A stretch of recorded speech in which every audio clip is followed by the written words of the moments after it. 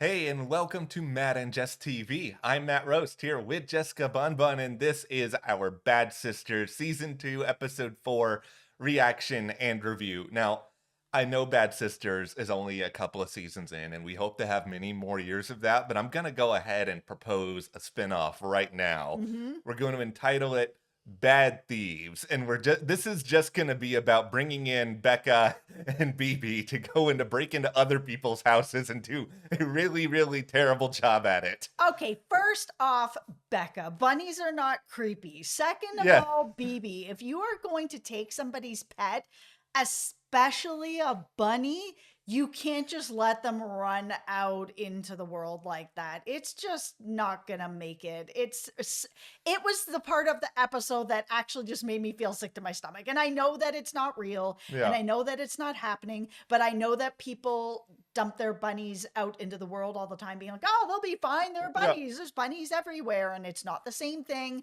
and it doesn't work out. But man, when I saw that bunny get away and she's just like kind of haphazardly going after this bunny, I'm like, wow, that bunny's just gone. It was so dark. I'm going to live in a world where somebody else finds that bunny and gives that bunny a happy and loving home for many years to come. It was the first time watching the show where I was actually really mad at the sisters, where I was just like, Angelica, you get them. This show also Fiona Shaw. Here's the craziest thing that I'm just going to be smacking myself upside the head about. I did not know Fiona Shaw was Irish until a few weeks ago.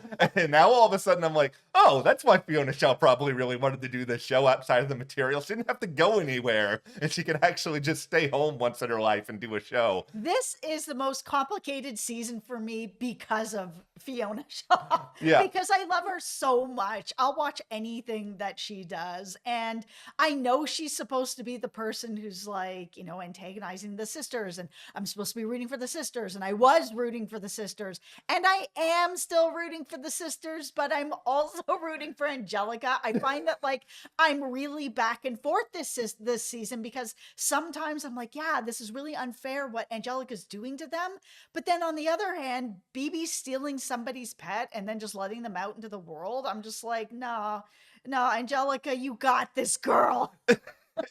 They really want to make this as morally ambiguous as humanly possible this time around. It's interesting. Yeah, like Angelica can be a bad person, but that doesn't necessarily mean that the Garvey sisters are all good people. Yeah, and they've also just made it for me it was very cut and dry last season. JP is a terrible person. He had to go. I was rooting for anybody who could make that happen. Yeah. This season, while Angelica has done some bad things, none of them feel like anything that she needs to be put in a trunk over.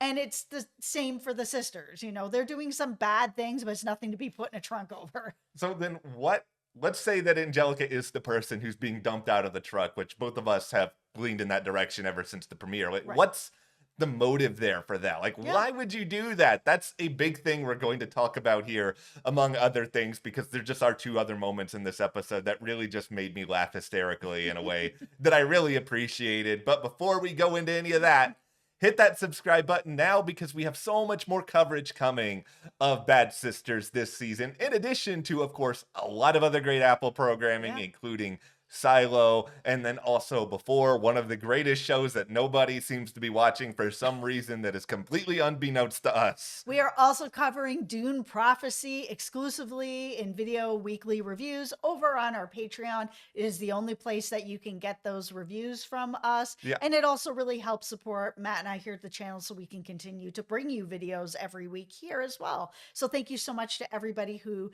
has joined our Patreon and is talking with us about Dune over there, because it's such a good show. Yeah, we're having a really good time. So thank you guys so much. Okay, I'll give you guys quickly the two things that made me have a really good time. One of them is Becca's attempt to roll through the window, which Becka is an actually reasonably athletic person. She's off like running a lot on this show. She felt like me anytime I have to do anything remotely physical. That's just sort of like, I don't know, go into an attic or something where I'm just falling off the ladder. I appreciate that, hey, it can happen to anyone, Becka. It would absolutely happen to me. Man, this weekend was a struggle to get up off the couch to go to the kitchen to get some peanut butter cookies. Like, trying to get through a window like that, it's not even gonna happen for me. Somebody's just gonna have to straight pick me up and roll me in. It was so funny. It was really funny. That and the aftermath of this, where I may be a bad person for laughing as much as this, but Angelica wearing the neck brace, this was basically the equivalent of like, I don't know, I'm just gonna say, I'm walking down the street with an extremely famous person, and an extremely famous person just like nudges me on accident, and then I show up in an attorney's office wearing a neck brace 5 minutes ago, and they kicked me into the road. Absolutely. This just like gave me flashbacks of Michael Scott having bubble wrap on his foot after he grilled his foot on the George Foreman grill. This show, when it's funny, it can just be really, really funny. Yeah. But the meat of all of this, though, is just ultimately that we know that BB and Becka, they're trying to get some sort of dirt on Angelica. Like, they're doing whatever they can. So they come up with this harebrained scheme that includes all sorts of things, including taking the rabbit, which, they're giving so much more fuel for Angelica to want to bite back at them. And that's just like a huge criminal mistake in itself. If somebody took my bunny, Yeah. and I am a bunny mom, so I have a bunny, so the warning, if somebody took my bunny, Yeah. yeah, you're going in a trunk. I'm not sorry. I'm just going to set you on fire. There is no way that, and I think like a lot of people feel that way about their pets in general. Yeah. You come and snatch my bunny, you come take my dog, you come take my cat, we're going to have a problem. And that problem is going to be you in a trunk, and you're going to have to figure it out. It's just it's a baffling decision for BB to make. And I've said here, BB's been my favorite character, and I still love watching BB, but it's just like, why do something that is going to produce like this sort of motive to go against you? It is just so severe on that level, love for animals and bunnies even aside. It's just that idea if you're going to go in and take something that's that personal, and not only that, but that your sister was caught running away from it. And obviously you don't know that's going to happen in the moment, but you guys are not professionals. We're not even dealing with the crew from Animal Kingdom here. We are dealing with two sisters who have never done this before, and Becka can barely get in through the window. How do you think this is going to go? And they didn't even find what they were looking for. They just went in and stole a rabbit. Like, they went in there hoping that they were going to find that 20 grand that Grace had taken out before she died, because Ursula has told them what happened with the $200 in the window, and that, Angelica was finessing that money out of her. And she was like, hey, if she's going to finesse $200 out of me, she absolutely would be finessing $20,000 out of Grace. And they didn't find the money, but they did end up having this conversation about it afterwards, where Angelica was just like, shame drove Grace to this death. And, you guys all contributed to it by making her hold on to this awful secret. It was the first time that I really felt like Angelica actually does know what is going on. And we did see Roger telling her even more about JP and what JP did to Eva, and that now Angelica has even more information on what's going on. This motivation is really all about, I think, for Angelica, a little bit of power, like you said, but mostly how this has turned her brother inside out, and that he just can't even function anymore. And that now also that these sisters let Grace sit with this horrible thing that happened, to the point that now she's not even with them anymore, and that they are all responsible and they have to pay. Fiona was cooking in this episode. Every episode. People make assumptions because I didn't like Caroline on Killing Eve, but I love Fiona Shaw. I think she was great throughout all of this. Her speech to the sisters, phenomenal stuff. I think it's pretty easy to understand why they would want her to play this role. But where I'm kind of thinking a lot of this story this season is going is, it's kind of a classic example and very much different in this way from season 1, where we know that John Paul did all sorts of like excruciatingly awful things. But this feels more like a situation where a smaller thing is turned into a bigger thing, then a bigger thing and a bigger thing, and eventually everything spirals out of control, where it starts with Angelica meddling, and then Angelica saying, oh, I know stuff. Grace tells me stuff, which, she might know everything. She might know a little bit. Like, all of that is hard to say, but this all leads to, the sisters getting even more paranoid, desperate to figure out what's going on, to them breaking in to Angelica's place, trying to see if that money is there, to now Angelica, clearly neck brace and all, wants vengeance, and now Becka has been arrested. And now, because Becca's been arrested, it's probably going to spiral to them wanting to do something bigger to Angelica. So just that idea alone of things getting worse and worse and worse, spawning from just these couple of things, that's enough motive for me to say that, okay, the sisters eventually ended up taking Angelica out because they backed themselves into a corner with some of what they did. Yes. I mean, they did find out some stuff that makes me feel like maybe Angelica killed her own ex-husband as well, because they came across, this is my tinfoil hat theory, All right. that Angelica had mentioned that she, like Grace, suffered from her ex-husband. And while they were in there, they had learned that she was married and that he may have left her for another woman. Like, did Angelica also kill her husband and is carrying that secret? And then when she learned through Roger what was going on with Grace, that she felt like this connection with Grace, even though she couldn't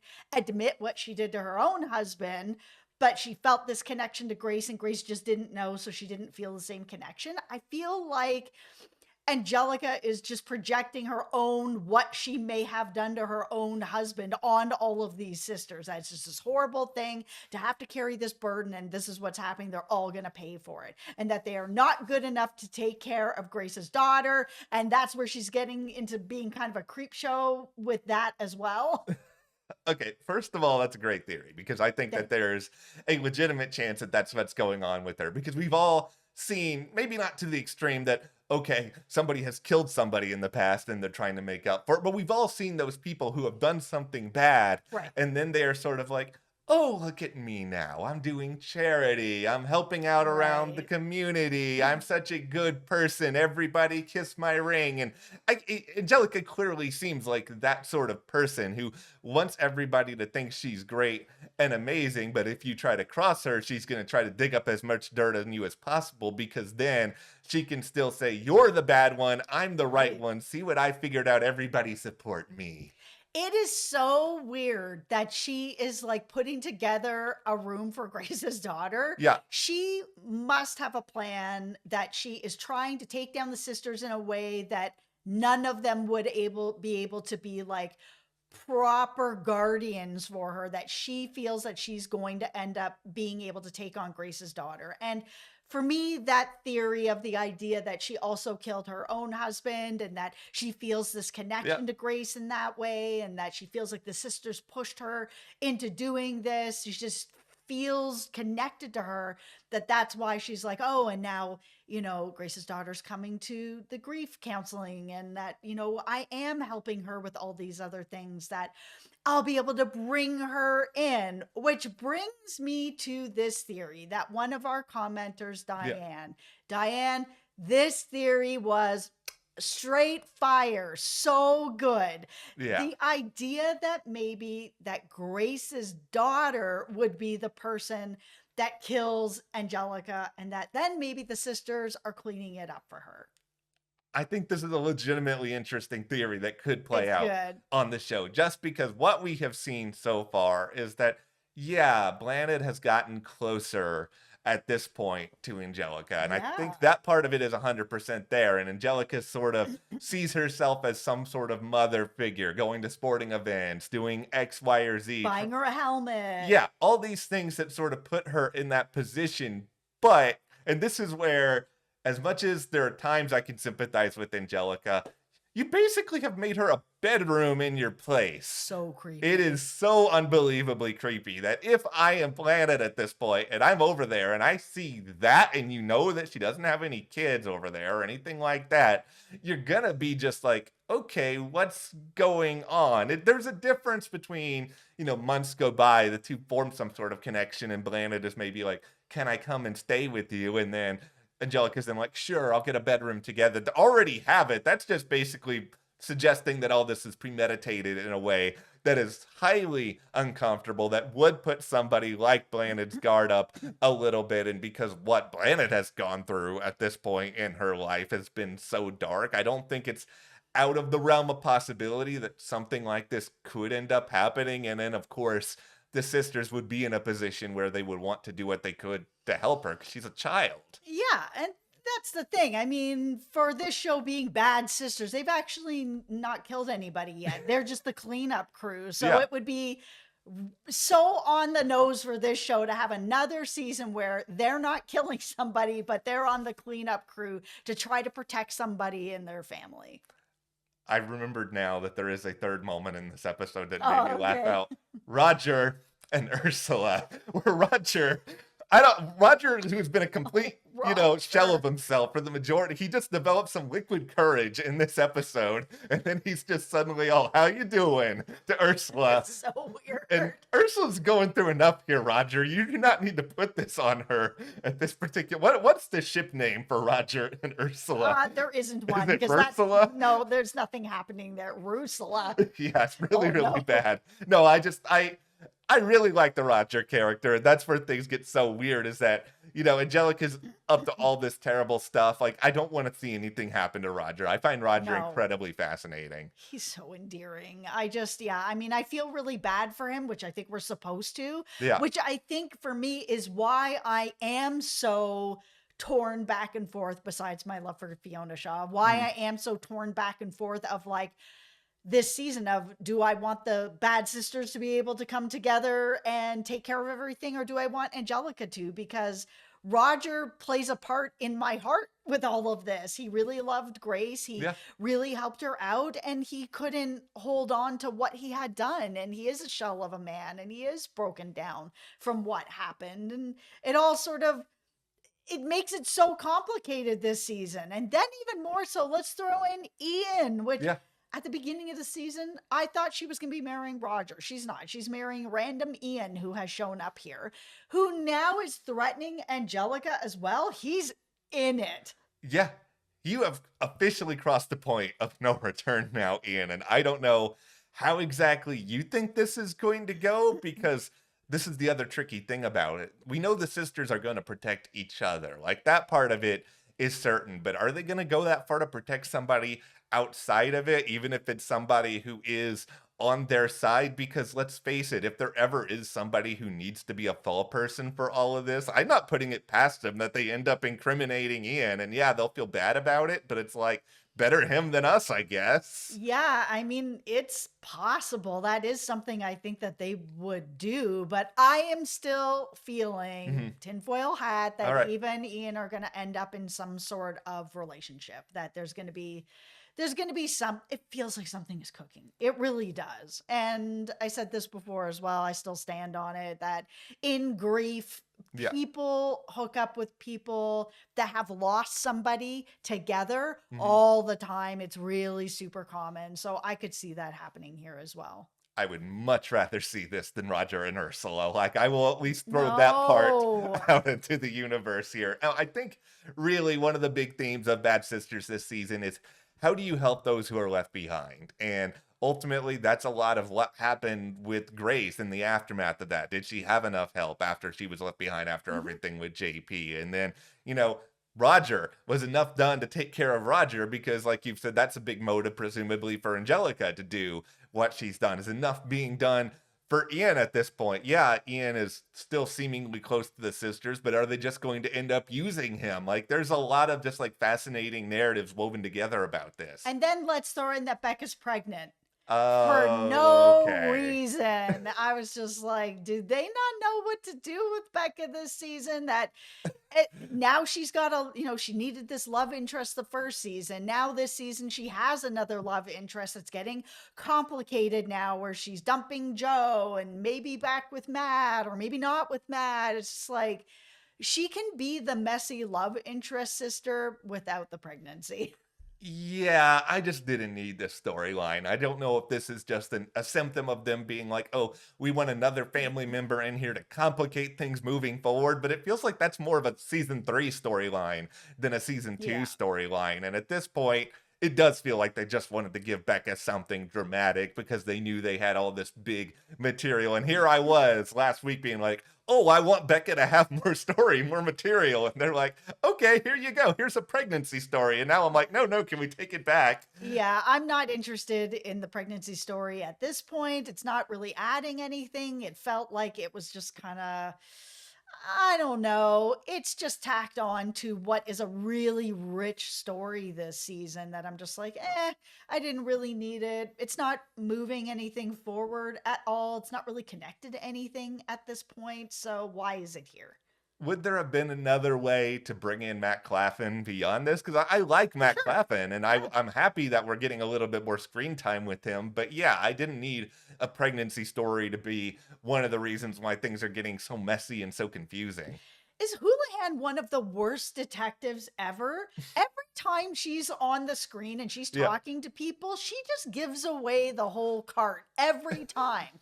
Oh, are you feeling nervous because you murdered this person and covered up this and that? I'm just like, who are you? Why were you moved to this division this early? You feel like you're not ready every time.